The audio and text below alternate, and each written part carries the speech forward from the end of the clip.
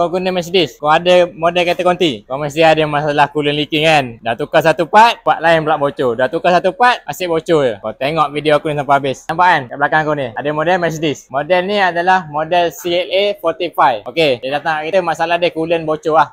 Sebelum ni dia pernah buat dah kat kita masalah coolant bocor juga. Tapi waktu dia datang bocor hose saja. Jadi kita dah buat penukaran hose, dah settle. Dia pakai dalam 2-3 bulan bocor lagi. Jadi bila kita buat inspection, dia ada masalah bocor dekat sini pula. First dekat dia punya coolant tank. Bila kita nampak kat sini dia ada kesan leaking coolant lah.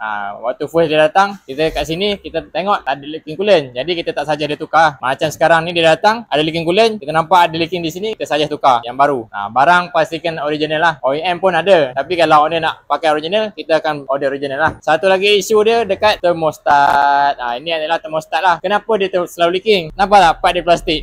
Sampai masa dia akan reput. Warna coklat. Dah warna coklat memang reput lah. Kalau tengok kat sini, nampak ada kesan coolant leaking. Jadi yang ni pun kita saja original lah.